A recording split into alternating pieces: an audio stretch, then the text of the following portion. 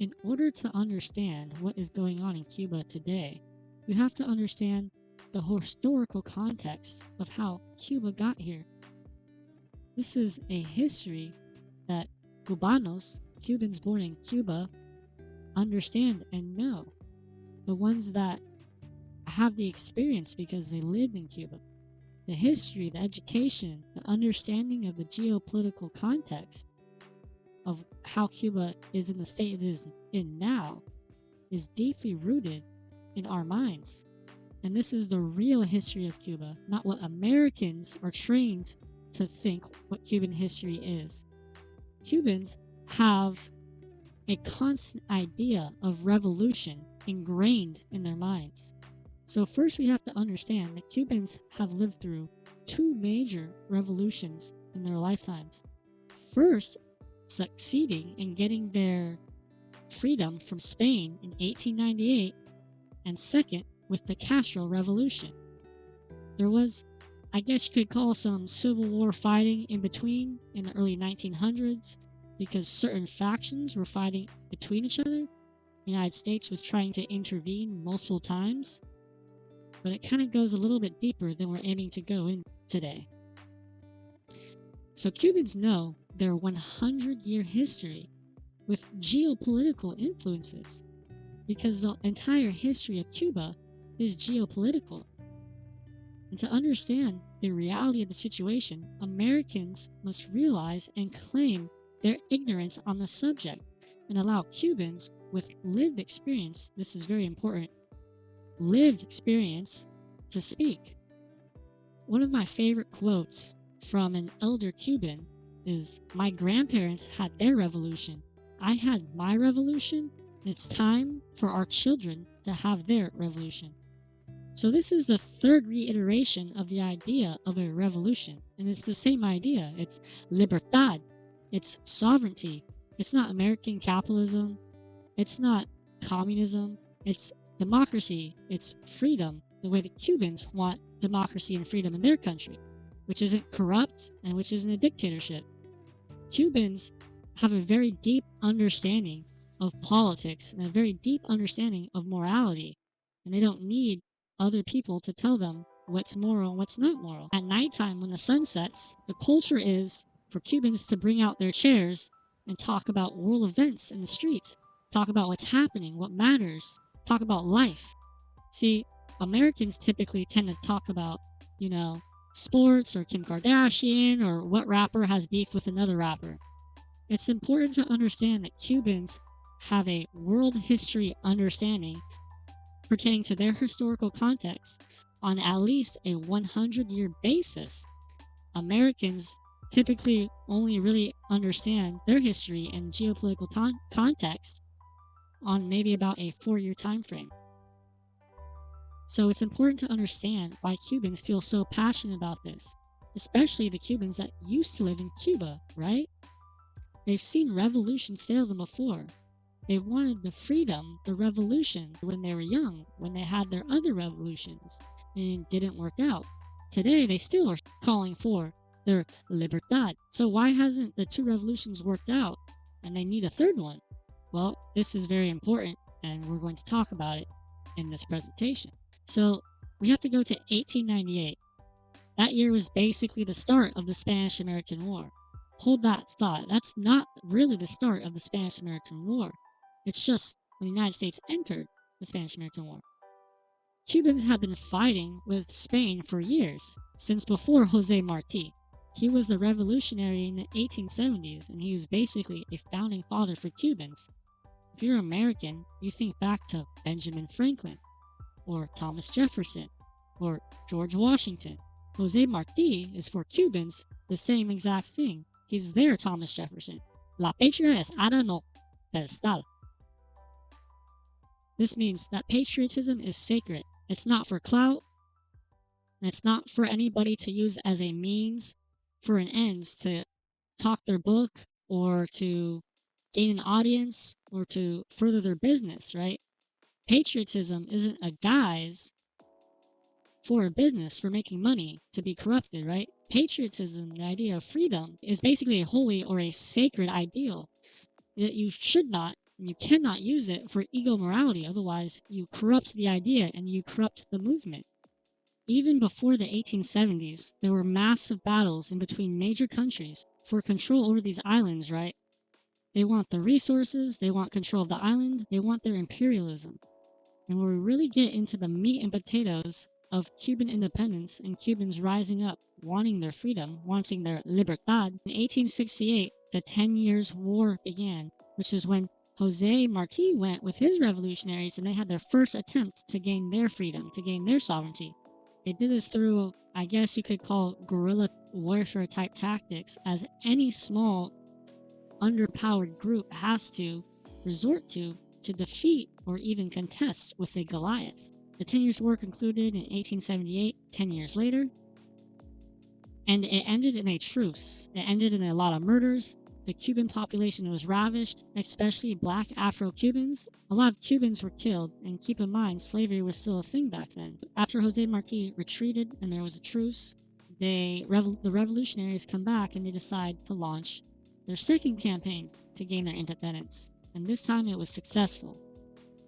Because in 1898, the Spaniards were riddled with disease. They had no food, they had no morale, and they were sick and could not fight anymore. So what happened in the 1890s was that American news attempted and effectively persuaded the American citizens to support entering the Spanish-American War and fighting a war with Spain. And this is the same morality issue that you see perpetuated today. On February 15th, the USS Maine, which was stationed in the Cuban harbor for 3 weeks, and just sitting there at the harbor, exploded. And the media was saying, "Remember the Maine." And it gave the United States and politicians and the military the reasoning that they needed to get involved in a war. And the Democratic Party pushed for intervention, and they got it on April 20th, 1898. So Admiral Sampsons was the admiral during the Spanish-American War leading, and he was sent to attack Cuba and destroy the Spanish forces, or the remaining Spanish forces in Cuba. And he was ordered by President McKinley. He is quoted to say, "It remains a mystery why there were no Spanish troops on the beach when we got there."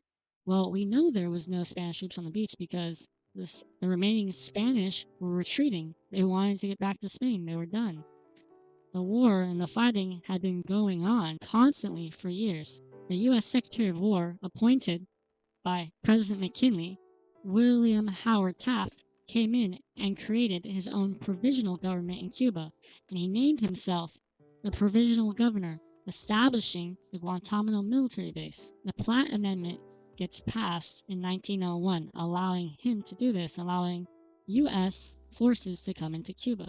But just before that, the Paris Treaty, which allowed the U.S. to temporarily control Cuba and take ownership of Puerto Rico, Guam, the Philippines, and Hawaii for $20 million. In the treaty, Spain sold those lands, those nations, to the United States to be under their dominion.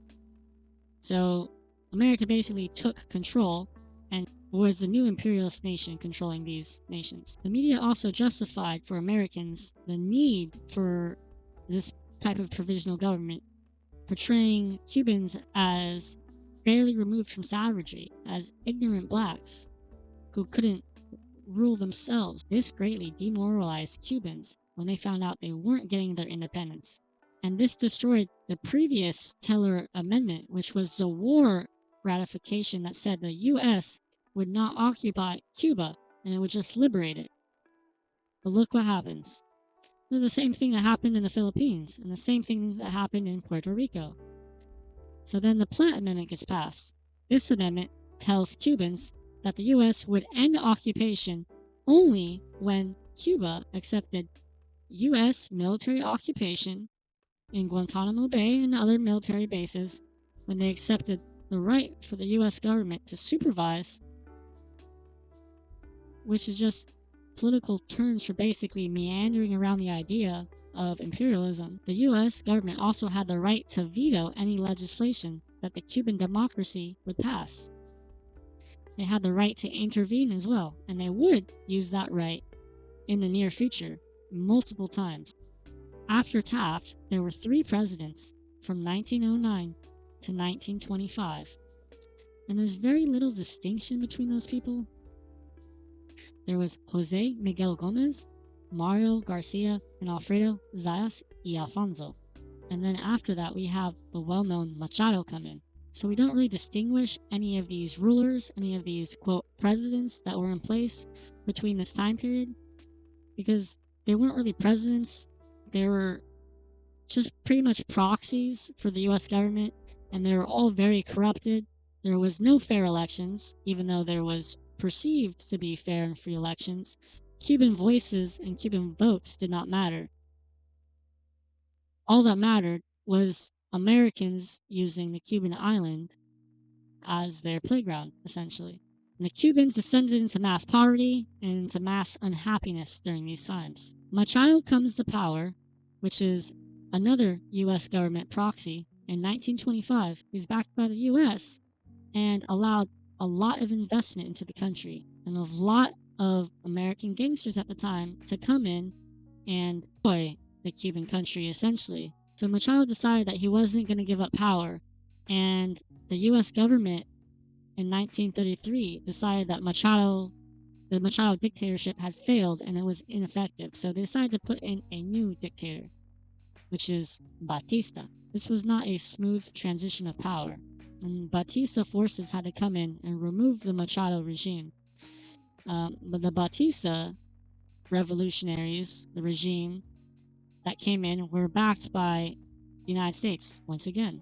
Batista rose to power and he just became the new face of the United States government's capitalist, corrupt government. He became the ruler of the Americans' getaway island. This was all done so that the U.S. could protect their assets and protect their businesses, protect their crops, protect their sugar plantations. None of this was done to really actually help the Cuban people. The guise is done to help the poor black people, right? As it is today. So the Batista regime lasted from 1933 to 1958, and Batista was just a proxy for the U.S. government. He did exactly everything that U.S. businessmen and the U.S. government asked of him. This is Batista on the right. He promised many reforms, and reforms never came. He just made backdoor deals with American businessmen, American politicians, American gangsters. If you remember, American businessmen back in the early 1900s were drug dealers, were mafia men. These were the leading businessmen in the United States at the time, organized crime. So many of these businessmen in Cuba were members of the organized crime. They built casinos, they made a gambling empire and a playground for the United States and Cuba. They allowed and legalized and created an industry on prostitution. They allowed and protected drug trafficking. They forced Cubans to live in mass poverty. And they murdered any dissenters to the Batista regime. This is where we know, and Cubans alive today, our grandfathers, our grandmothers, our tios and our tias, they remember and they know that students at the University of Havana were being murdered for protesting. They were being executed in the streets by the Batista's regime, this military dictatorship that was essentially funded by the U.S. government. In 1952, when there was supposed to be a free and fair election, and Fidel Castro was running as a candidate, he was a recent graduate from the University of Havana with a lawyer's degree. What did Batista do? He canceled the election. What did the U.S. do? They looked away. They turned a blind eye. They didn't do anything. Why would they not do anything? Well, Batista's their man. Batista's their proxy. Why would you move your guy? It doesn't make sense to remove your guy. So in Castro's rise to power, you get a new revolution, a new populist movement. And the rise of Castro takes place from 1952 to 1958, when the revolution is finally successful and overthrows the Batista regime. In 1952, Castro, who was heavily influenced, just like all Cubans, by Jose Marti, said in his first speech after the election was canceled. This time, I promise you, it will not be like 1898 again, when Americans came in and made themselves masters of our country. In 1953, Castro launched his first attack, which failed, and he was imprisoned for a year. Many of his men and many of his comrades were killed in the attempted revolution. He was sent out of the country after that. And this is where he meets Che Guevara in South America and in Mexico and joined forces with him to have their populist movement. This is very reminiscent of exactly what Jose Marti did. Lost the first time in their first revolution and then came back a second time to overthrow the government and to win and to gain their freedoms. Most Cubans wanted Castro to win. Most Cubans sided with Castro. Between 1952 and 1958, there was basically civil war conditions in Cuba once again, as there were protests from people against the dictatorship. No one wanted the dictatorship to stay in power. At the very least, Cubans wanted massive reforms during this time. They wanted their freedoms. They wanted libertad. This is the dream that Castro swooned the people on. If you remember, in 1958, Castro finally took power, and he was seen as a liberator from the oppressive Batista regime. A tumultuous welcome for Fidel Castro.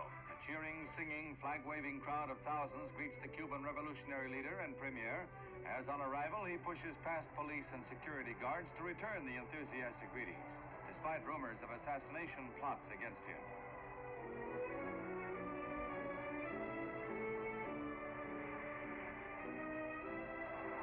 Outside Penn Station, police break up a demonstration by a few supporters of Cuba's ousted dictator Batista. And Castro, in a record slow time of 24 minutes, crosses the street to his hotel, almost swamped by the excited crowd. It's one of New York's most enthusiastic receptions for a visiting notable in quite a while. Castro is quoted saying, "We are not politicians. We made our revolution to get the politicians out."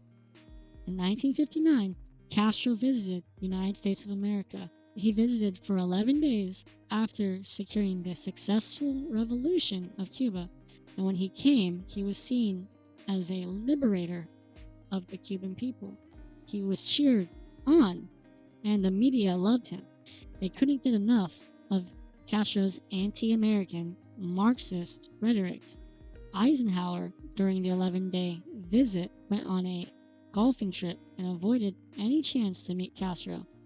But Castro did speak at the Council of Foreign Affairs. He did also meet with the vice president at the time, Richard Nixon. Richard Nixon is quoted saying, "Castro is either incredibly naive about communism or under the communist discipline. My guess is the former." So Nixon believed that Castro didn't understand the implications of communism. You have to think back during this time period, countries were either becoming communist countries or were becoming capitalist countries. And Castro's revolution in 1959 was to overthrow the corrupt capitalism, or what was said to be capitalism in Cuba at the time. They wanted freedom, they wanted democracy, and they wanted to protect their citizens and protect their people. But they did not want the corruption that came with capitalism, that they have seen and experienced very deeply. Castro also visited Washington's grave and the Lincoln Memorial and placed wreaths on both of them. So Cuba welcomed Americans, but they spoke ideas of freedom, of owning their own country and having their own sovereignty. They did not want capitalism. Their revolution overthrew the corrupt capitalism that they had under the Batista regime. They looked to Marx's ideas to lead them for a different path. We'll do a quick breakdown of Marxism because there is a massive American confusion on what Marxism is and how it's the exact same thing as communism. So Marxist theory is not communism, although Karl Marx contributed to the Communist Manifesto and vouched for the system. Marx's theory is simply a critique of American capitalism and aims to explain why the system is doomed to fail and why it does not work. Castro and Cubans had aimed to find a new form of quasi-democracy that integrated socialist and democratic values. Americans today call this a mixed economy. Now, we are not defending communism because we know it does not work. We know it's not scalable, and we know, most importantly, that centralized power always corrupts and fails to allocate resources efficiently, as as efficiently as the market can. It's also very restrictive and doesn't allow freedoms as a free market society does, as a democracy, a republic does, because it requires control in order to give everyone the benefits of a centralized planned government. Castro said that capitalism has neither the capacity, nor the morality, nor the ethics to solve the problems of poverty. The United States tyrannizes and pillages the globalized world with its political, economic, technological, and military might. These are all the ideas that Castro would speak and say during his 3 hour, 4 hour long speeches that you've heard about. And it's true that people cried at these speeches. It's true that people loved hearing Castro talk because he was a great speaker and he spoke ideas of freedom, ideas of sovereignty, ideas of owning yourself and owning your own country. So now we get into U.S. meddling in Cuba. Once the U.S. realized that Cuba and Castro was leaning towards a more socialist or a communist form of government, they started planning covert operations and started using the American propaganda machine to convince Americans to accept war initiatives against Cuba. Now, Castro did like the idea of communism and later announced that he was indeed a Marxist, indeed liked the idea of communism, and he also did take protection from Russia. Now, we'll get into later why a country like Cuba might take protection from a massive government that is at the time the enemy of the United States. And it all starts here with covert Operation Zapata. On July 1st of 1960, the Senate voted to give President Eisenhower the power to cut off trade of markets from Cuba, since war with Cuba was not yet popular amongst Americans and there was an election coming up. This is one of the last things that Eisenhower did in office. And Operation Zapata was already well in effect. It was a CIA operation authorized by Eisenhower to look into ways to overthrow the communist Cuban government, which just got into power less than a year ago. A country that just got its freedoms and just got its sovereignty a year ago. And the House voted 394 to 0 to establish a Cuban sugar quota, which we can see right here. 394 to 0. Now, what the Cuban sugar quota did effectively was create an embargo. It's the first semblance of what the embargo is today on Cuba. If you can't go to war with a country, you kill them with trade. You strangle them slowly. This is what Cubans call el bloqueo. The U.S. can't just go to war with Cuba because it wasn't seen as a moral thing to do. They didn't have the political support and they did not have the world support at the time to invade a country that was seen as just gaining their sovereignty and just overthrowing the imperialist rule that it has had for centuries. So when a country is cut off from its biggest source of trade, cut off from its income by a restrictive sugar quota, and it can no longer export to the countries it needs to, or to the United States, which is its biggest buyer, what do? Well, you see it as aggression because you know it's aggression.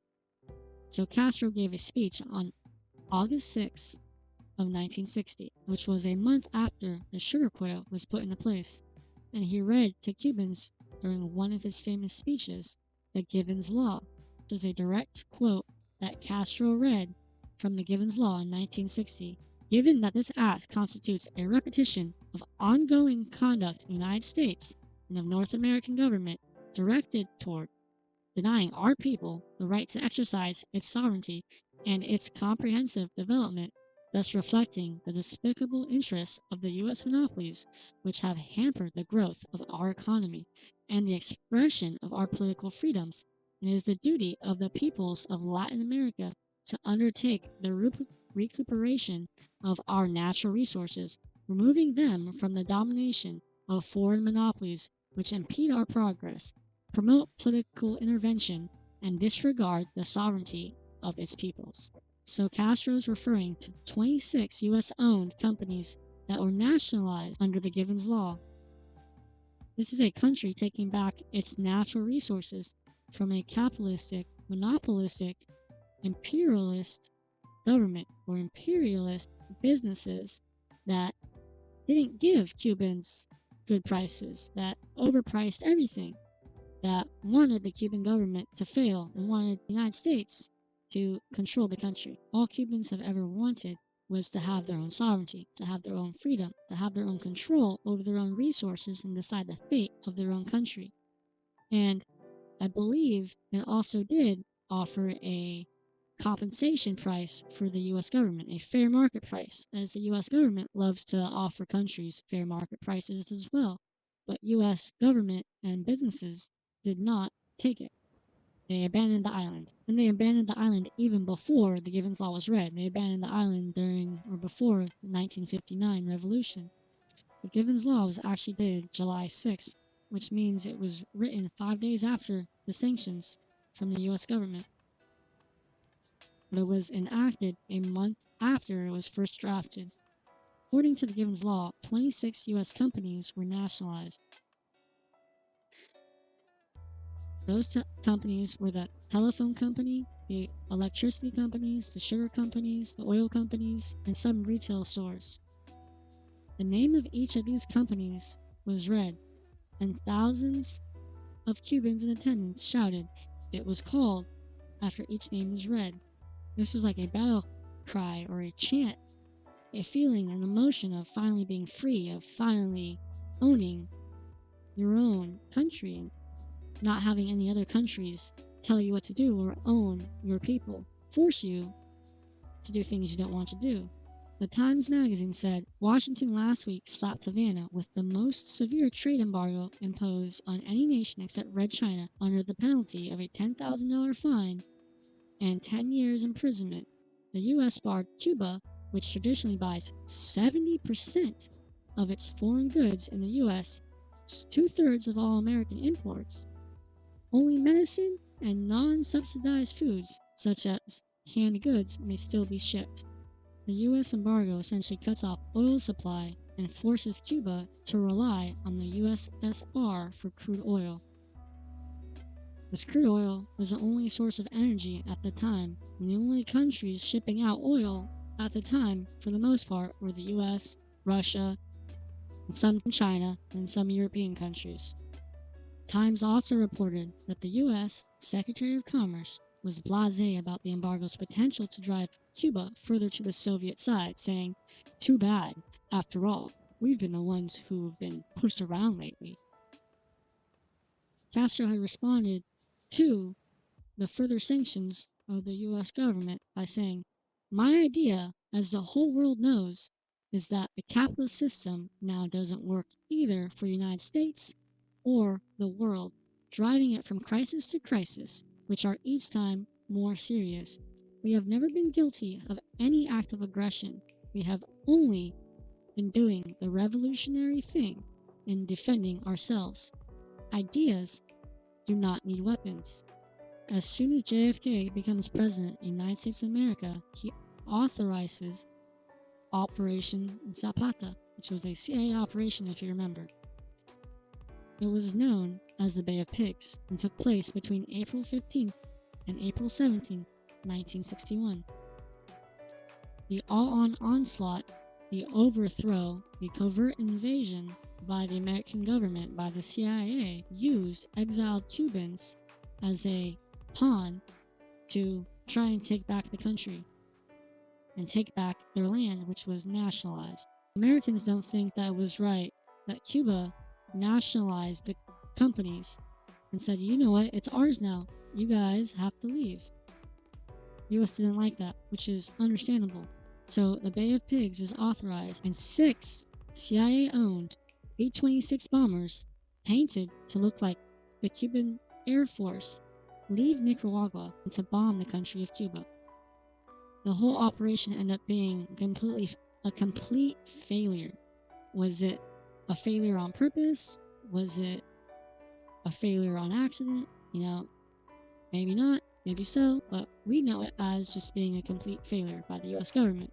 Brigade 2506, which were the Cubans that were given weapons from the US government and told to infiltrate Cuba and overtake the island, were either killed or captured. Two escort ships during the time were also destroyed, and many of the planes were shot down. I'm pretty sure that disguising yourself in the uniform of your adversary is against the Geneva Conventions. Rule 62 says that improper use of flags or military emblems or insignia is not allowed. Basically, what this rule means is that a country is not allowed to improperly use another country's uniforms or markings to disguise their offensive war initiative. So you're not allowed to dress up in your adversary's uniforms or misuse their flags or their symbols to covertly commit war. So is this what America did? It sounds like it to me. They painted the airplanes, right? And that's up for you to decide, I suppose. This gives the US government plausible deniability, although today it is well known to be a botched CIA operation approved by President JFK. The American people and the world were outraged, and politicians were calling JFK a failure at the time. The Bay of Pigs event, pushed the Cuban government to turn completely away from the United States and seek out help from other countries. Cuba saw the United States and the CIA as a foreign adversary, as an all-ruling power that was just 90 miles away, that would do anything to subvert and overthrow the Cubans' power and take back ownership of the country. When JFK asked the Mexican ambassador in 1961 to give support for a military invasion on Cuba, the Mexican ambassador rejected the attempt to organize any collective action and said that if we publicly declare that Cuba is a threat to our security, 40 million Mexicans will die laughing. What a quote. So this is Castro aligning with Soviet Russia, saying, with what moral authority can they speak of human rights? The rulers of a nation in which the millionaire and the beggar coexist. The Indian is exterminated, the black man is discriminated against, the woman is prostituted, and the great masses of Chicanos, Puerto Ricans, and Latin Americans are scorned, exploited, and humiliated. How can they do this? The bosses of an empire where the mafia, gambling, and child prostitution are imposed, where the CIA organizes plans of global subversion and espionage, and the Pentagon creates neutron bombs capable of preserving material assets and wiping out human beings. This is Castro's direct critique on capitalism in America and the corruptness of it, and he's criticizing the US government's attempt to come back in to Cuba and kill the Cuban people just to take back their property, take back their land, and take back control of their assets in their island, which in the 1900s, during the Spanish-American War, they had already said that they were going to let Cuba have their own sovereignty, which 100 years later will prove to still not be the case. So you decide how you feel about that. Proclamation 3347 was JFK's and his government's new iteration of the war on Cuba. This was the Embargo 2.0. Since they don't have the means to go to war with Cuba, as in they don't have the support to do so, they have to use covert means or use trade as a weapon.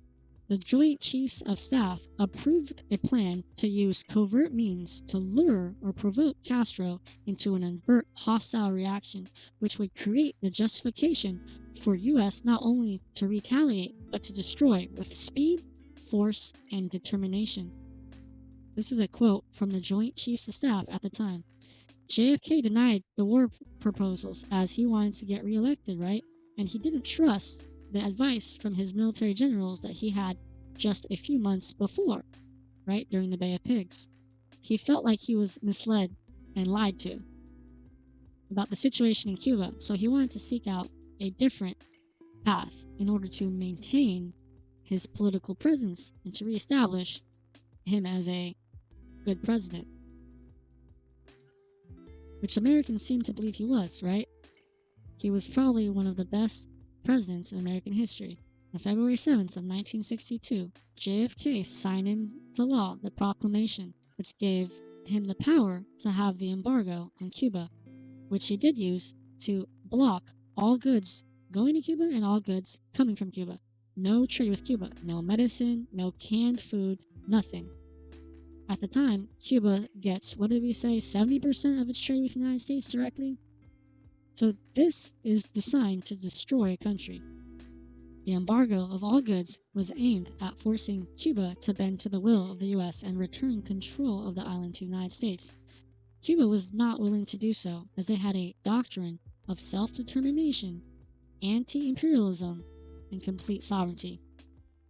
Operation Zapata turned into Operation Mongoose and was put into motion on January 19, 1962, under the direction of Edward Lansdale, and aimed to do what the Bay of Pigs failed to do. It was a coordinated program of political, psychological, military, sabotage, and intelligence operation, as well as proposed assassination attempts against key political figures that aimed to destabilize the country. March 16, 1962, the proposal was presented and approved by JFK. We have always been prepared to negotiate with the US government everything that has to do with bilateral relations on the basis of strictest mutual respect for the sovereign rights of each country. We will never try to ask the government of the United States to change its economic or political system. So after Kennedy's embargo that happened, his proclamation, and after Operation Mongoose and prior understanding that the United States is attempting to overthrow the Cuban government, and Castro knows that the CIA is actively spying and actively has plots to overthrow and plots to assassinate him, and that the US government is actively training Cuban exiles and others to overthrow the Cuban government. What does Cuba do? What does Fidel do? He looks for help from other countries. It seems like Cuba has exhausted all of its resources and all of its ability to maintain its own sovereignty, and it looks ever more increasingly like the US is going to have a military invasion on the island of Cuba. And Cuba is forced to trade solely with the USSR to acquire basic resources like oil, and they also now have to ask Russia for help with self-defense. As escalations with the US rises, in May of 1962, Cuba allows Russia to place nuclear weapons on the island. Russia wanted to place nukes in the USA in response to the US of A putting nukes in Turkey. The USA justified this by saying they put the nukes there in order to have a fail-safe just in case the Cold War turned into a hot war.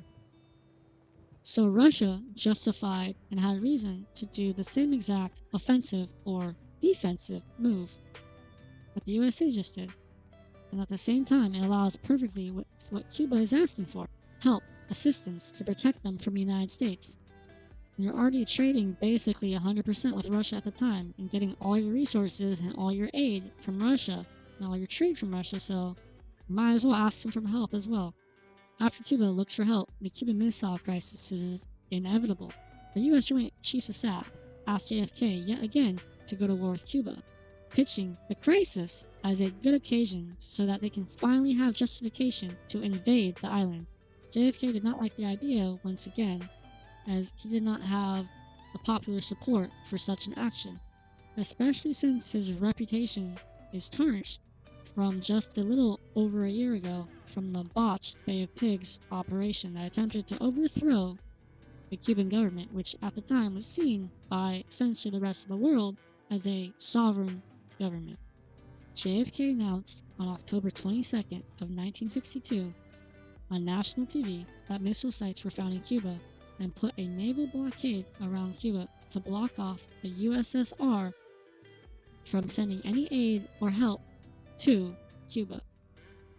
Khrushchev and JFK's tensions escalate as Khrushchev said that it was not allowed and it was against the United Nations accords to have a military blockade around a sovereign nation to ban trade. Khrushchev justifies himself, saying that the United States has no moral authority or legal quarrel with us. We haven't given the Cubans anything more than the Americans were giving to their allies. We have the same rights and opportunities as the Americans. Our conduct in the international arena was governed by the same rules and limits as the Americans. The USSR believes that they have the right to put military sites or nuclear weapons in Cuba because the Americans did the same thing in Turkey. So JFK put the US on DEFCON 2 and the world believed that a nuclear war would break out at any second. Looking for answers to solve the problem and avoid war, unlike what some of the American generals and political leaders or CIA agents wanted, KGB agent that was in the United States at the time asked for a compromise.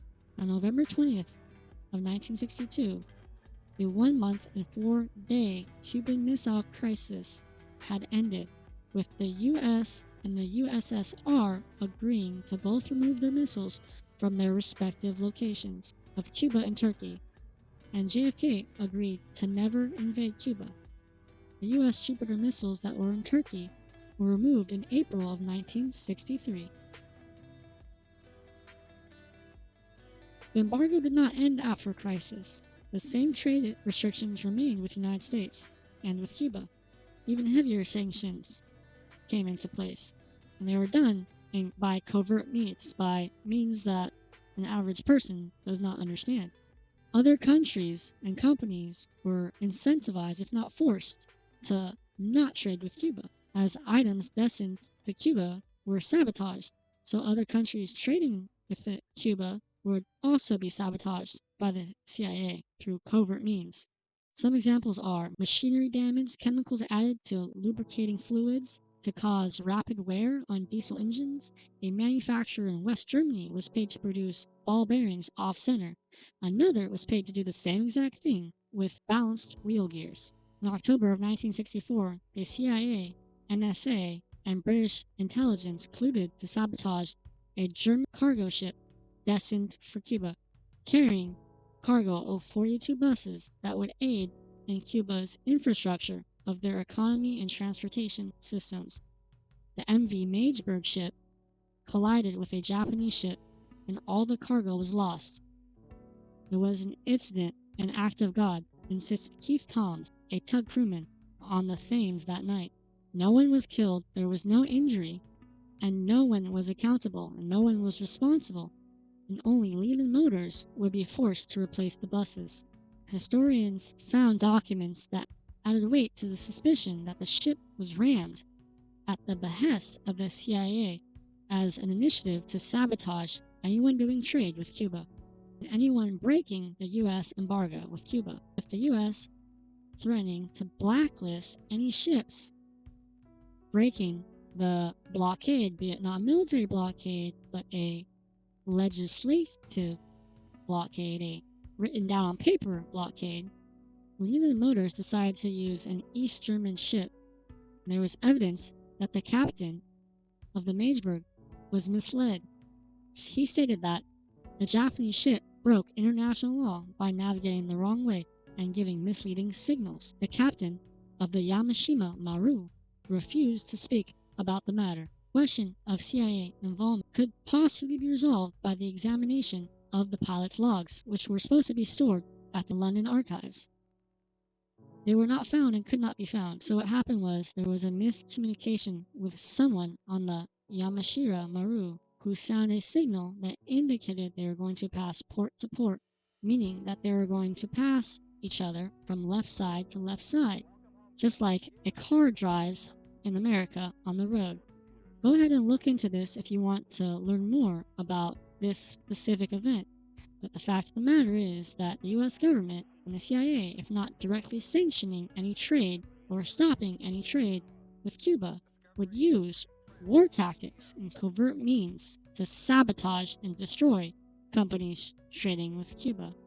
This is a massive to trade with Cuba. We know that the CIA routinely contaminated Cuban exported sugar, and they gave Cuban exiles swine fever, which they effectively contaminated and forced the Cuban government to kill 50,000 pigs. They also infected 8,000 turkeys with the Newcastle disease. In 1981, an epidemic of dengue hemorrhagic fever swept the island.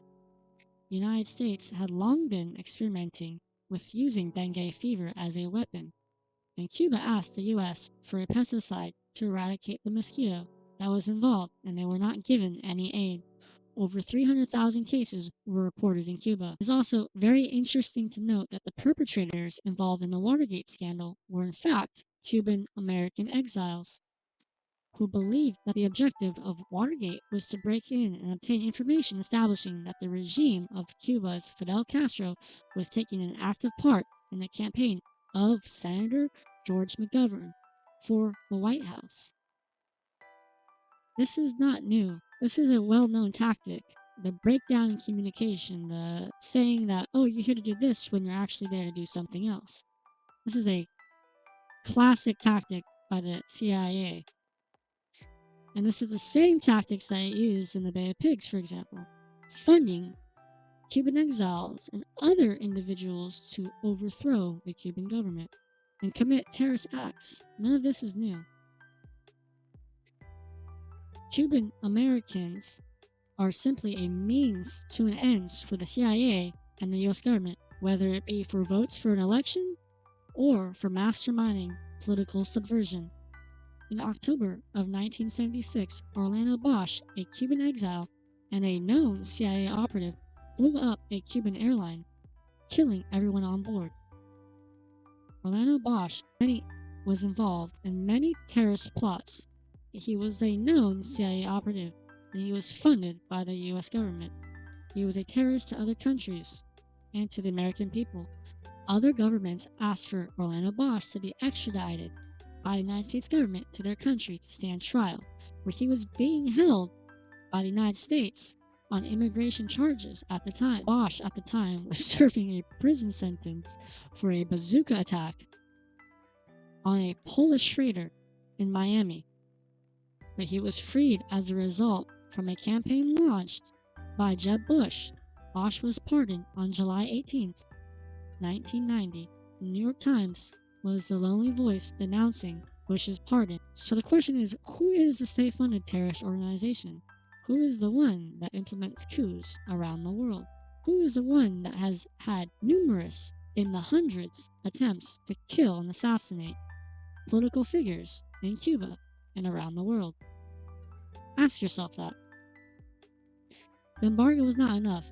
As we see, Ronald Reagan put Cuba on the terrorist list, which made trade sanctions much more difficult and much stronger, and this is equivalent to a military blockade on Cuba, as any other country trading with Cuba would also be sanctioned as providing aid or providing trade with a terrorist nation. And they would be denied access to the public equity markets. We can also see that the sanctions are at a critical time. It seems that the U.S. provides sanctions and a trade war every single time there is some type of market recession. As we see from this chart below, the 1980s recession hit and destroyed economies around the world and was the beginning of the collapse of many countries' governments like the USSR and China and European countries. So by cutting off trade and not allowing trade with other countries, you therefore are strangling or slowly killing a country. The USSR collapse is signified by the 1989 Berlin Wall falling. Remember, this was a populist movement with thousands of Germans standing up against the government and saying, we will not take this anymore. The military guards at the wall that were ordered to shoot to kill did not. The peaceful collapse, as it was often referenced, came after strong rhetoric from Reagan The US and Ronald Reagan's policy was to withhold any military intervention and only to provide economic and political change and guidance for the USSR to transition to a more democratic society. There was no military intervention, and true change comes from open trade. It comes from support. It doesn't come from trade sanctions. It doesn't come from war.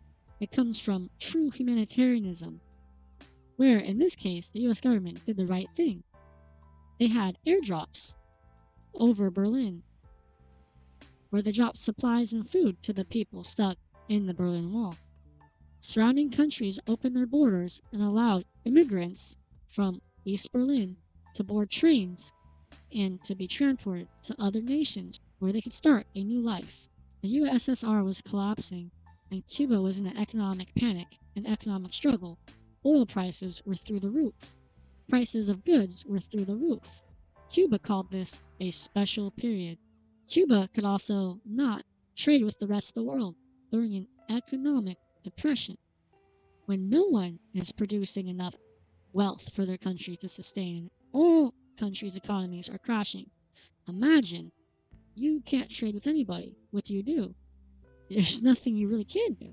So the base core of the embargo was that there was no trade allowed of US companies with Cuba and of Cuba with US companies, except for the small allowance of some medical supplies and some food products. Later, the embargo was changed to pertain to any subsidiary of US companies. So if a company is based in another country, but they're owned by or a subsidiary of an American company, they are not allowed to trade with Cuba either. And then we had Cuba put on the terrorist list by Ronald Reagan so that no countries could trade with Cuba or face the full economic might of the United States. The USSR collapsed. Cuba lost its lifeline. When Bush meets with Gorbachev in Malta in December of 1990 to lay the groundwork of the end of the Cold War and of the trade war with Russia. In July of 1991, at the Moscow summit, Bush signed the START Treaty to show support for Gorbachev as the new leader of Russia. The START Treaty was support and a means for the USSR to transition to a more democratic society. The US adopted policies that aided in helping restructure the USSR by the people, not by the US government. And it gave support to Gorbachev to lead the revolution. This is how change happens. From the bottom up, sprouted from ideas of freedom. At the same time, in 1992, the US Democracy Act is signed, which essentially does the opposite of what the US's policy was for Russia, and imposes further sanctions on Cuba immediately after Soviet Union's collapse and during economic decline of the 1990s. The statute barred vessels that had traded or exchanged goods with Cuba from docking at U.S. ports within 180 days. They could only come after 180 days. So ships going to Cuba to drop off goods now had to wait 180 days or change their trade routes and drop off goods in Cuba last. It also stopped U.S. subsidiaries from trading with Cuban businesses or with Cuba at all. So essentially, you can't trade with Cuba. American companies aren't allowed to trade with Cuba, subsidiaries aren't allowed to trade with Cuba, and anyone essentially doing operations or business in the United States is not allowed to trade with Cuba due to the sanctions against Cuba, labeling Cuba as a terrorist state, because then you are labeled as funding a terrorist organization, which further exacerbates economic decline of your country, your government, because then you're cut off with trade from the financial markets as well. U.S. citizens are also not allowed to travel to Cuba, and remittances were cut off. This all happened during another massive economic decline. This is all strategically planned in order to destroy a country. Economic warfare is the most effective warfare without going to a hot war. Potentially today, the most effective warfare is propaganda and social media. That is for you to decide. This is essentially the playbook, and this is how you strangle a country without going to war and destroying your reputation because you're fighting a country just for money, right? U.S. citizens and U.S. Cubans can no longer send money to their families. And they can't travel to Cuba either. Congressman Torricelli stated that the act was intended to wreak havoc on the island. He was also the one who introduced and got the bill passed. Bill Clinton's National Security Advisor, Sandy Berger, in 1997 called the embargo the most pervasive sanctions ever imposed on a nation in the history of mankind. What he's saying is the sanctions on Cuba are more destructive than any sanctions on China, on North Korea, on any other country in the world. The Moscow START Treaty that was signed on September 4th, 1991, had a guidance with 5 principles to guide U.S. policy on aiding emerging republics. Self-determination consistent with democratic principles, recognition of existing borders, support for democracy and the rule of law, preservation for human rights and rights of national minorities, and respect for international law and its application. On December of 25th, 1991, the USSR flag was lowered, replaced with the tricolor flag we know well today. Socialist countries would now have to adapt into world markets and open up their borders and open up their markets to allow trade so that their nations do not fail. Since Russia would not support other communist countries as it did in the past, other countries had to find other means to stay alive. Soviet General Gorbachev's comprehensive reforms speak to mankind's universal yearn to live in open society. The creation of democratic governments in the Philippines, Chile, and Eastern Europe indicated that right-wing authoritarian regimes, as opposed to left-wing totalitarian ones, could in fact evolve into democracies. Cuba had a massive economic collapse that it called the special period between the years of 1989 and 1993, which was in direct response to the Soviet Union's collapse, to the world economy collapsing, and to the U.S. embargo on Cuba. Russia, Eastern Europe, and China were doing less trade with Cuba as they had to focus on themselves to grow because they had faced a very harsh economic collapse. The Cuban economy took a massive decline and reduced by 50% at about a 10% year-over-year decline. This is like American market crashes of 2008 and 2020, except for over a longer time period. Cuba's budget deficit, or the debt ceiling, rose rapidly to 3 times as high, from $1.4 billion to $5.1 billion. Shortages of consumer products, food, medicine, toilet paper, and basic needs due to the lack of trade outlets, coupled by the lack of state revenue via a tax and a policy of 60% pay to out-of-work workers, led to a sharp rise in Cuban debt. To stabilize the economy, in 1993, Cuban central planners increased government revenue and cut expenditures, and effectively reduced the debt back to pre-crisis levels.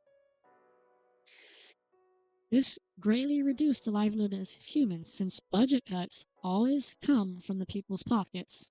First, this is similar to the United States needing more money because their debt is out of control. So you have to print money and raise your debt ceiling or raise taxes as well. It's the same exact thing.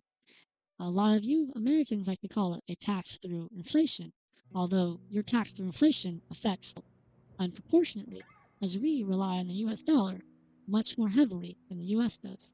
So when you default on your debt, no countries take loans from you. You're a failed state. Your economy has failed, essentially. How do nations stay alive? Well, the Cuban economy has been on a steady decline ever since the 1950s and has always been on a steady decline as it has a stranglehold embargo on it. The country's balance sheets are slowly bleeding.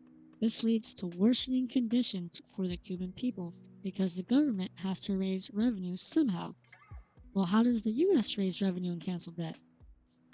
Well, the U.S. does so through taxes, through bonds, through fees, and through its money printer. Do you think that U.S. citizens are slowly being forced to live below their means because the government management system in the United States is failing to allocate resources effectively. If you think so, why is that? Is it because the US has an embargo on it to force it into economic decline like Cuba has had for decades? Think about it for a second. Cuba opens its markets to survive as a country with no trade partners, a country with no allies, and with heavy sanctions on it, not allowing it to do trade with the United States or United States companies or other nations, has to react. In 1992, Cuba passed amendments to the 1976 Constitution clarifying and providing a legal basis for private property and joint ventures in Cuba. In December of 1994, the convertible peso is created to replace the US dollar. Hard stop right there.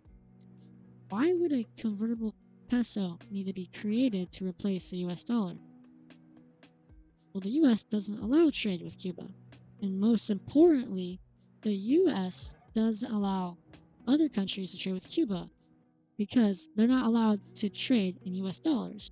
Wait, so you're saying Cuba can't trade in the reserve currency? Okay, well, I'm not saying that Cuba can't trade in US dollars or have US dollars on its balance sheet, right? Essentially, even though there are heavy restrictions from the United States putting Cuba on the terrorist list.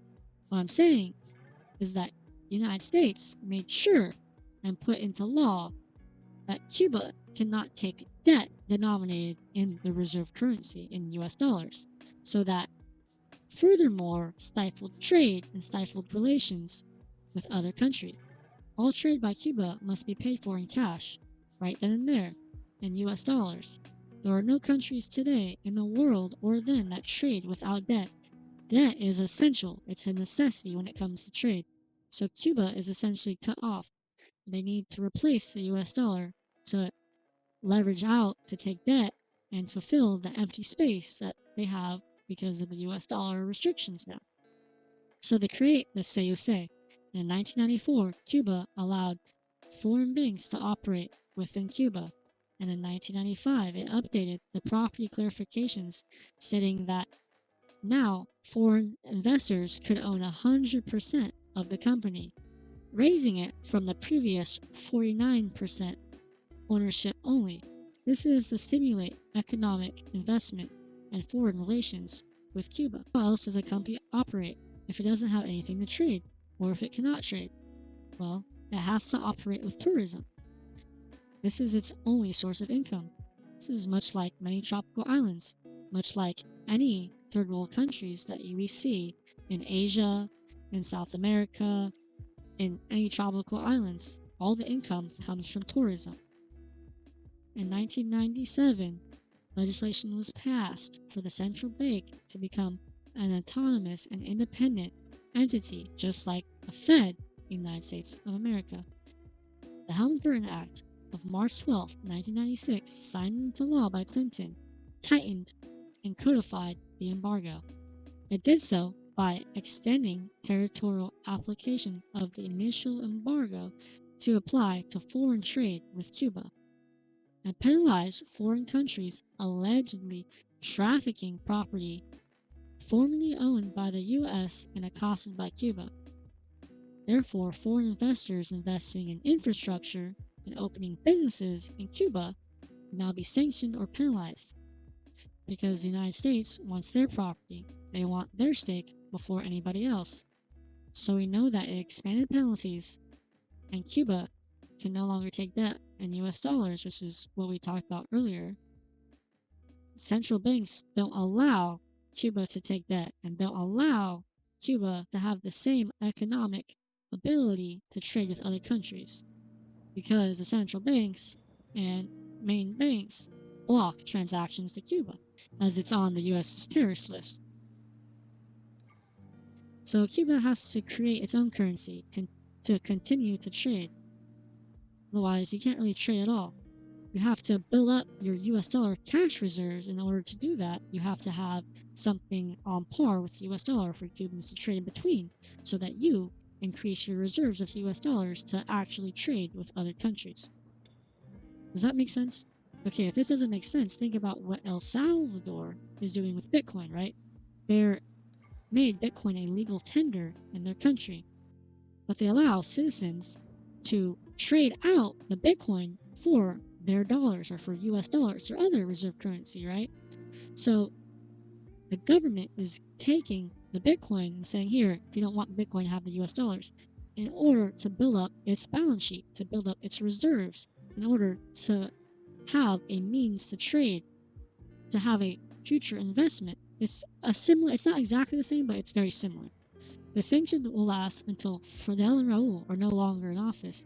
Cuba has moved to free elections and press, and Cuba has released its political prisoners. The political prisoners that the U.S. wants are the spies, the CIA operatives that were captured in espionage in Cuba. I mean, there are other political prisoners in Cuba as well, don't get me wrong, but all that the USA cares about is their CIA operatives. Likewise, the US also has Cuban operatives in their prisons.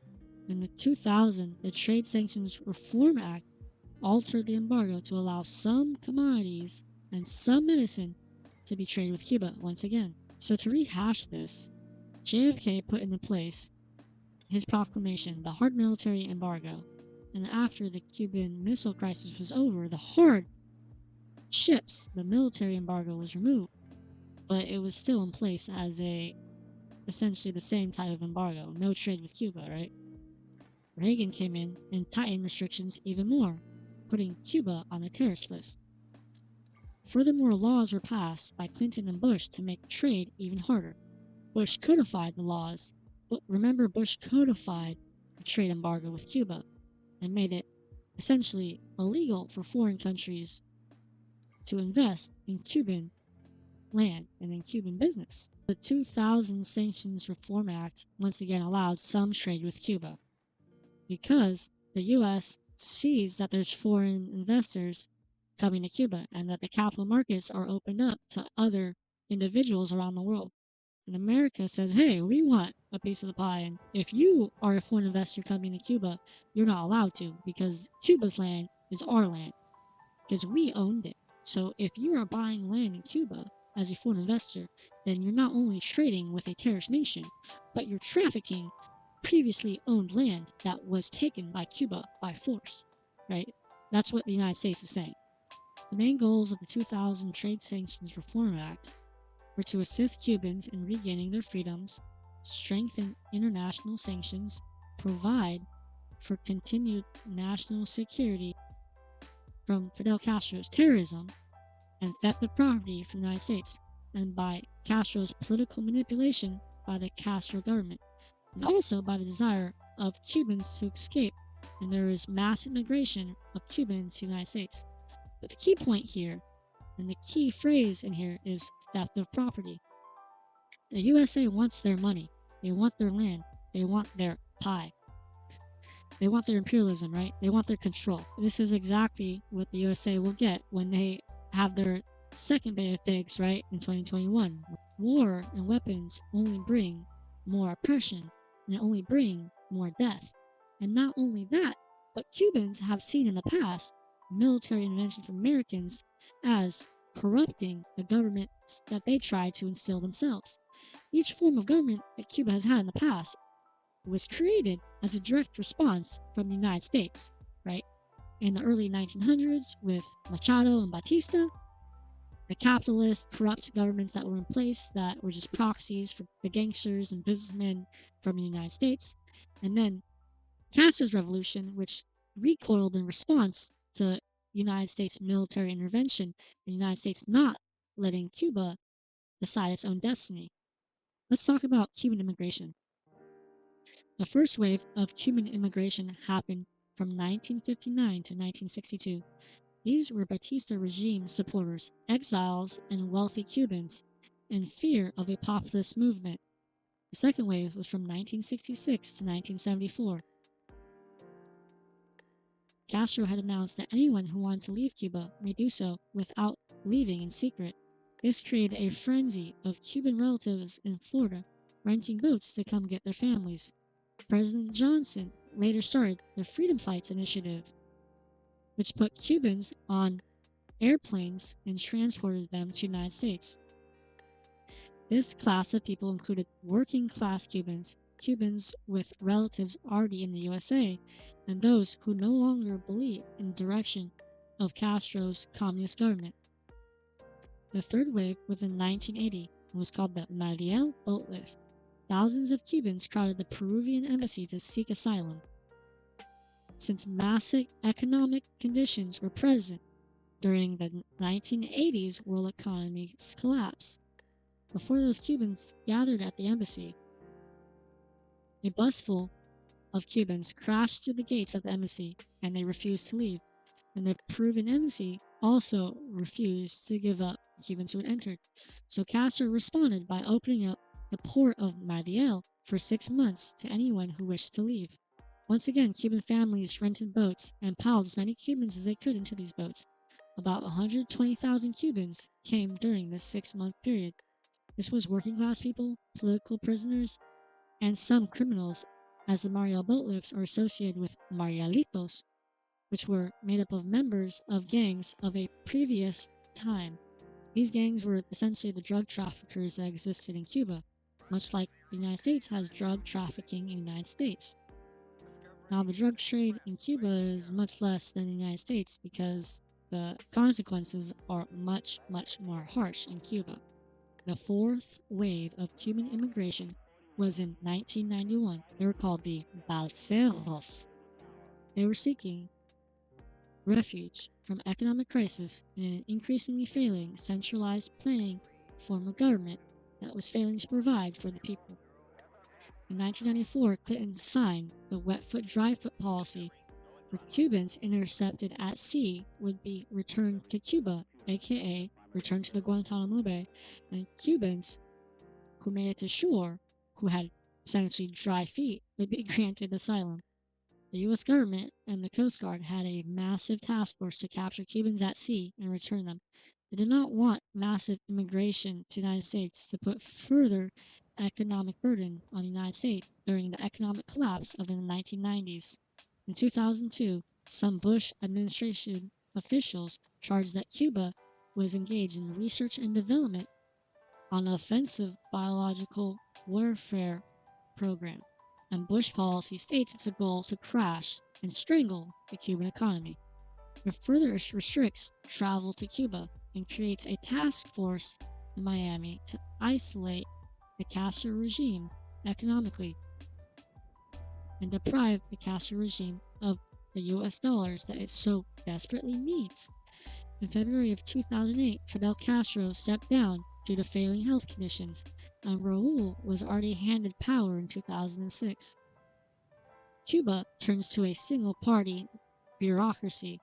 Presidential hopeful at the time, Obama responded in 2008 saying, "If the Cuban leadership begins opening Cuba to meaningful democratic change, the United States must be prepared to begin taking steps to normalize relations and ease the embargo of the last 5 decades." Cuba opened its markets some more, allowing the economy to survive and to capitalize on its tourism industry. In 2010, reforms allowed Cubans to work as self-employed people within 127 categories. In 2021, in the wake of the pandemic, Cuba expanded the private sector and business ownership for Cubans to all enterprises except for a list of about 100. So basically reversed. Now there's more enterprises that can be operated by Cubans. Ones on the list that cannot be operated are key infrastructure to Cuba, right? Like the manufacture of weaponry, like transportation, like sugar trade, like the oil trade. We see economic conditions get better in Cuba in 2010 as many Cubans turn to running their own business, and this is in the form of opening up their own restaurants, taxi services, providing Airbnb. Essentially, all the businesses that were in the private sector are only for tourism because that's literally the only trade that Cuba has. That's literally the only thing running the Cuban economy. And this is the only thing that actual Cuban people can make any money on, right? So by limiting trade and limiting travel to Cuba, you're directly hurting Cubans. In 2014, Obama and Raul agreed to restore diplomatic ties in a prisoner swap where the undercover operatives were exchanged between the two countries. In 2015, the Obama administration removed Cuba from its terrorism list and reopened the U.S. Embassy.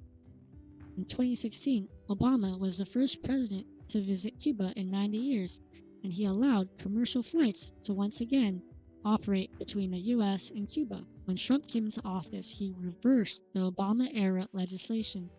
He hardened trade, restricted remittances, and cut travel allowances to Cuba. He also put Cuba back on the state-sponsored terrorism list. I wonder who advised him to make this decision.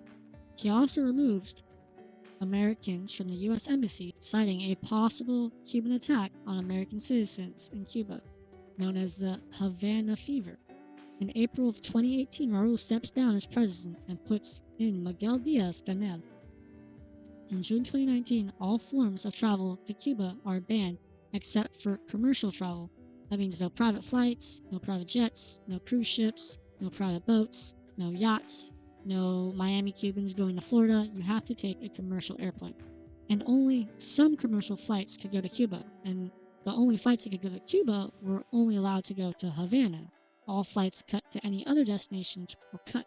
So the speculation behind why this policy would be implemented is due to the concept and idea that Cuba is declining and deteriorating rapidly, and the economy is already in massive decline. The idea is that the U.S. will see another crisis in Cuba, where Cubans will forcibly and, quote, illegally migrate to the United States instead of staying in their own country in Cuba and fighting against their government. To stop any of that from happening, the United States front runs the policy before COVID even is a thing in the summer of 2019, so no Cubans can leave Cuba essentially by any means of transportation to the United States. It's pretty smart, it's pretty slick. It is worth noting that on November 1st of 2018, the UN General Assembly adopted its annual resolution to end the embargo that it adopts every single year. Yes, the United Nations says that there is an embargo against Cuba, so you believing that there's not an embargo against Cuba is simply not true. As you can see by the United Nations website, in the more recent votes in 2021, the resolution was passed 184 yes, 2 no, and 3 abstain. I wanted to also say that in 2020, before Obama left office, there were 0 no votes and 2 abstains from Israel and from USA, and 184 yeses. The resolution was adopted, yet the embargo has still never ended. Speakers urged Washington, D.C. to heed the quarter-century-long call for an end to its restrictive policies on Cuba. This means that the United Nations asks for an end to the embargo every year and has asked for it for a quarter of a century. The representative of the United States introduced a series of amendments noting that the resolution does not help a single Cuban family. She said that the resolution is one more time that countries feel like they can poke the United States in the eye. The U.S. representative went on to say that the United Nations does not have any ability nor any authority to end the United States embargo on China. Interesting. So the United Nations doesn't have any real power and can't tell the United States what to do at all. Speakers regretted that after 27 years of near unanimous support of the yearly resolution in the General Assembly, there is still no indication that Washington, D.C. will end the embargo. The United Nations Assembly turned down all 8 resolutions proposed by the United States, and the representative from Uruguay said that it is not appropriate to incorporate amendments into text that has been given almost unanimous support for a quarter of a century. He said the embargo is unjustified. Indonesia's representative said that the Assembly has consistently opposed unilateral coercive measures by the United States. Costa Rica's delegate said the amendments proposed by the United States would have distorted the ultimate purpose of the resolution. After Trump lost the 2020 election, he was interviewed by a reporter from Telemundo. She asked if Trump had intended to invade Cuba during his tenure, and Trump's response was, "Had the election been won by me, the Cuban crisis may be over by now, because they were getting ready to give up." Biden keeps the legacy of the restrictive Trump-era policies on Cuba, so this means that travel to Cuba for tourist activity remains prohibited. And the largest reason to travel, which is for education, keep in mind there are only 12 reasons that a United States citizen may travel to Cuba, and the main reason, which is for educational purposes, has been cut off that list by the Trump-era policy. Those traveling for educational purposes aren't completely cut off, but they must now have a stronger reason for educational purposes. Not only that, but they must also have a tour guide that works for the United States government go with them, which is essentially a government agent accompanying you on your travel to Cuba. That's pretty funny. Remittances by Trump are also completely cut off, so you cannot send any money to your family in Cuba because of some propaganda, political narrative saying that the Cuban government is stealing the money from Cuba. On January 1st of 2021, the CUC, the Cuban peso, collapses. And on January 11th, 2021, the United States government added Cuba to the terrorist list.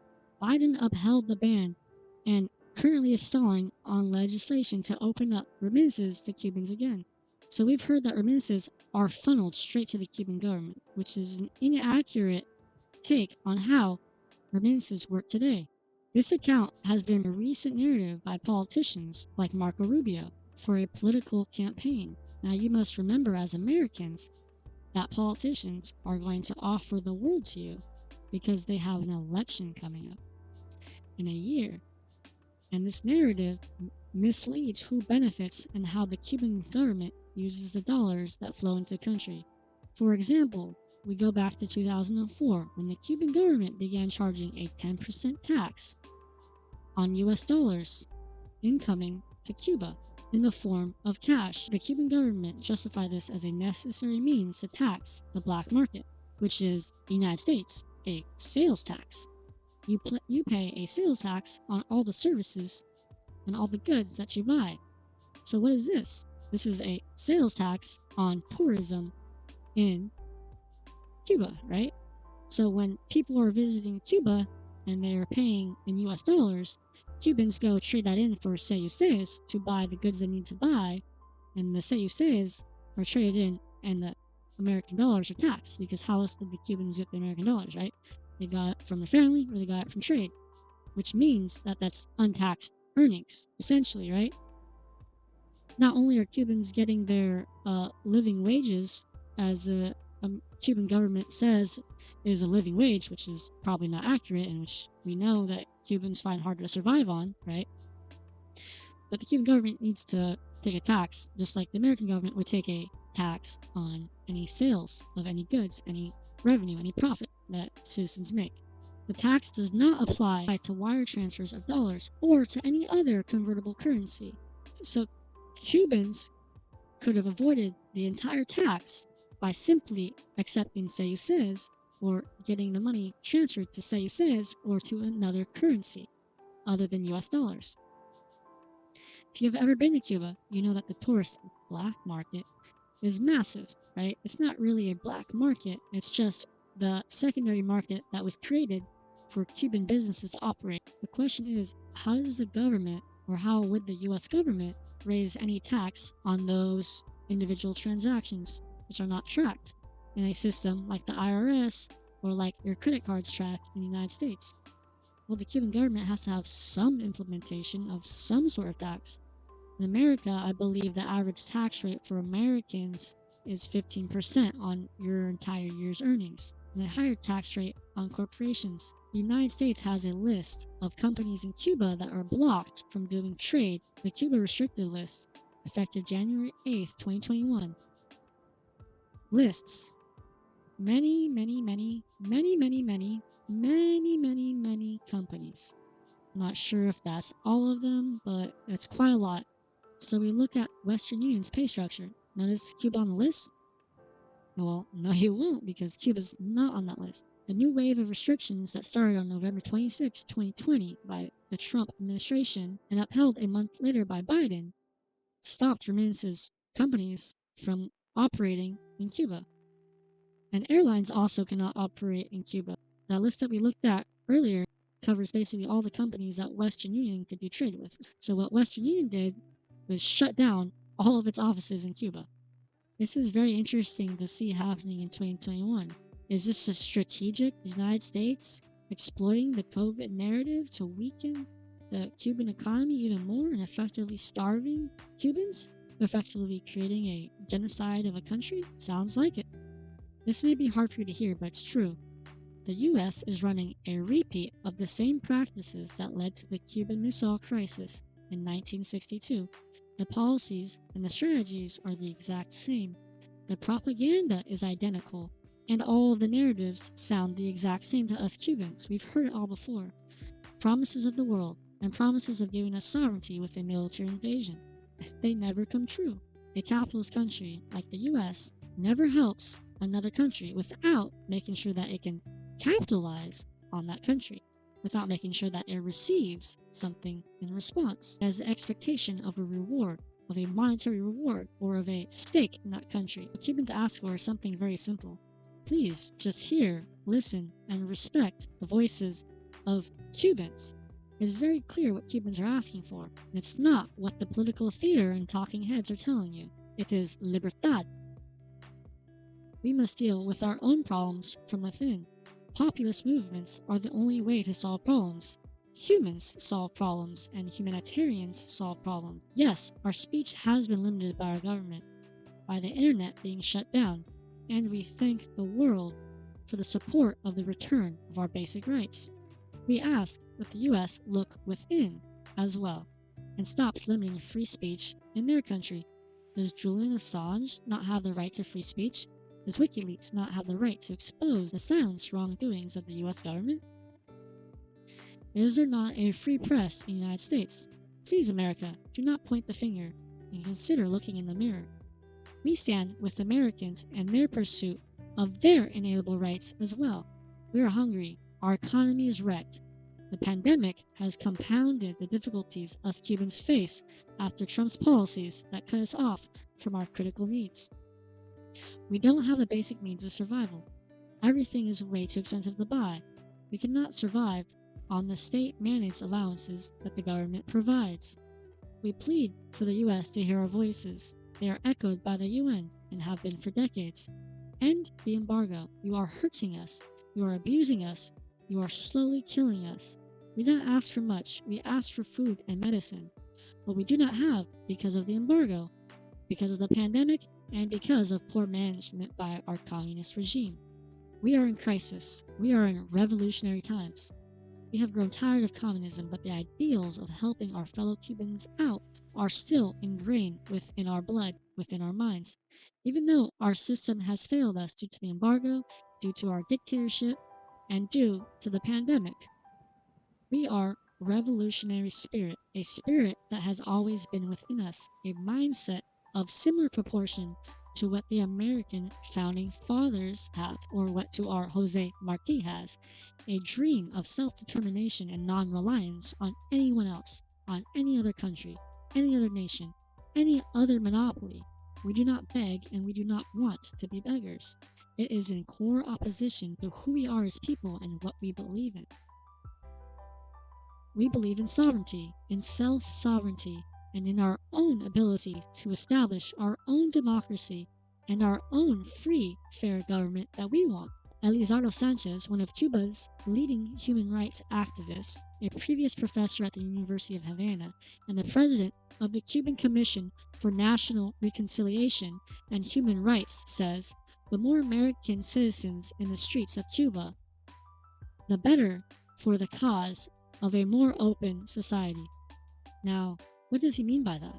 He means that free trade allows for prosperity and growth, allows for ideas and innovation to cross borders.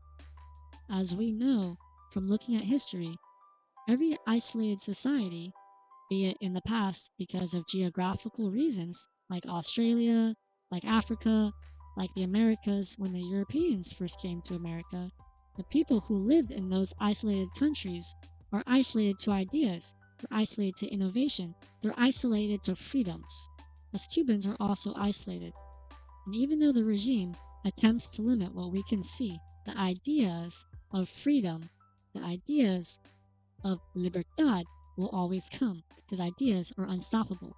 Freedom and innovation will always spread. The US embargo only stifles the growth that we Cubans have. As Biden recently said on Cuba, we stand with the Cuban people and their clarion call for freedom and relief from the tragic grip of the pandemic and from decades of repression and economic suffering to which they have been subject by Cuba's authoritarian regime.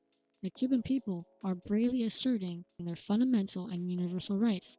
Those rights, including the right of peaceful protest and the right to freely determine their own future, must be respected. The United States calls on the Cuban regime to hear their people and serve their needs in this vital moment rather than enrich themselves. This is very nice to hear from a United States president, as he almost aligns perfectly with what Cubans are asking for. Libertad. Yes, we do want an end to oppression. We do want our rights reserved. We do want our end to the regime, as we always have. Biden also alludes to say that we have the right to freely determine our own future. This is perhaps the most important thing that we want. We do not need the morality, and we do not need the ideals of any other nation, as we have our own. Americans may not believe that us Cubans have the capacity to have our own ideals and our own vision of a democratic society that is not a capitalistic society, but we do. It is ingrained within us. We will once again have our own revolution with our own self-determination. Our people are strong, and we do not want U.S. military intervention. We do not want the fate of our country to be politicized or determined for us by any other group of people except for ourselves. This is what we mean when we shout libertad. We are not asking for your military or your politics. We're asking for freedom. We're not asking for the corruption of freedom or for you to use our fight for freedom as a platform for you to gain your political or monetary means. We're not dumb people who need to be saved from ourselves. We understand morality, and we know that good will win, that our ideals of freedom are greater than any evil that will stop us. A man who we once looked up to, a man who once freed us from our oppressions, a man who could not keep his promise to us, once said, "Men do not shape destiny. Destiny produces the man for the hour." It is our hour. We still believe in this. Our ideals have not changed. They have only been reinforced. Our execution of those ideals shall be different this time. Jose Rizal is a national hero of the Philippines. He helped free nations from Spanish imperialism. He was a founder of nations, a revolutionary, a Cuban idol as well. Jose Rizal said, "Vitality in youth incarnates the vigor of life that flows through the veins and blossoms the purity of ideas that are ingrained in the mind and sets the fire of enthusiasm that fills the soul." This quote in English does not quite do the justice of what it means in Spanish. But what Jose Rizal is saying is that our ideals and our morals and our fight for libertad, our fight for freedom, are ingrained within our souls. It's core to our DNA. It's core to our history. It's core to our past. It's core to who we are as people, and it's the idea that we have always had, but perhaps we have had it in secret and not out loud. It's time to say it out loud. Before death, Fidel Castro met with Jeffrey Goldberg on a trip to Havana's aquarium, and during his visit, he asked Fidel if he believed the Cuban model is still something worth exporting, to which Fidel responded, "The Cuban model doesn't even work for us anymore. As Cubans, we need a new model. We want a new model. A model of democracy, not of capitalism, not of socialism, but of freedom, and of no corruption. How can Americans help? Do's and don'ts. Do not bring your military here. Do as Truman did with Berlin, and do not bring us gifts of death from above, but bring us gifts of our basic needs of sustenance, food and medicine." Truman did airdrops over East Berlin to help the people survive during times of crisis. This is a very viable option if the US government must intervene. But as Americans, you can also do the same. There are many places where you can donate, and there are many organizations that you can supply food to that will, in turn, send aid to Cuba. People of the United States, we thank you for doing the humanitarian thing, providing us with hope. Do not send covert operatives to our country to subvert our revolution and to create havoc. We are our own revolutionaries. Do lift the embargo so that ideas, information, and innovation may flow into our land and into the minds and hearts of our people for us once again to be inspired. Do not make political theater of our struggles for freedom and self-determination. Do not use our struggles for freedom as a means for you to gain power, whether it be monetarily in your country or politically in your country. Do listen to us. Share our voices and allow us to shape our own destiny. Do let the UN and other nations negotiate with our government, not just United States or Israel. United Nations has been calling for an end to the embargo for a very, very long time now. We believe that if any country must intervene, it is best of other countries to intervene. Do not place a monopoly on negotiations with our government so that only the United States may determine our fate. We need international UN support, which we already have.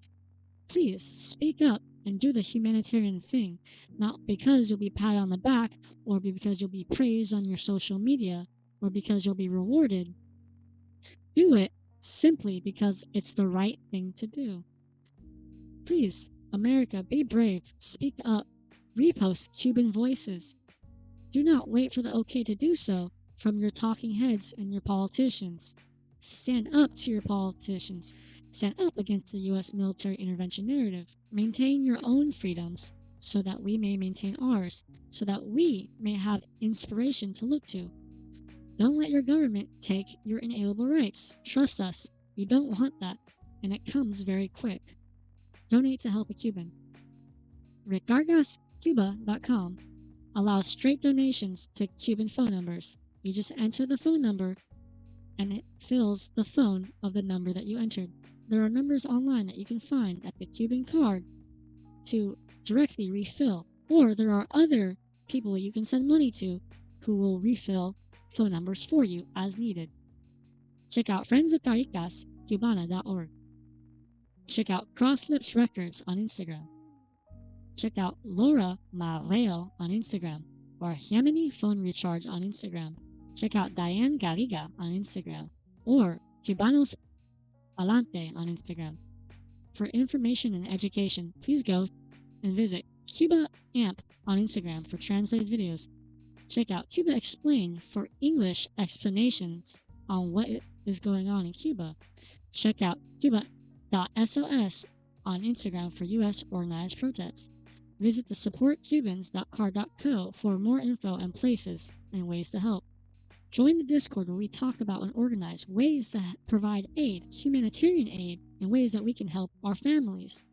Where we come together to support each other and we come together to talk about ideas to take our destiny and our families' futures into our own hands with ideals of strictly humanitarian aid. Thank you for taking time to watch this video, and please share the knowledge you have learned and this video with others so that you may help a Cuban as well.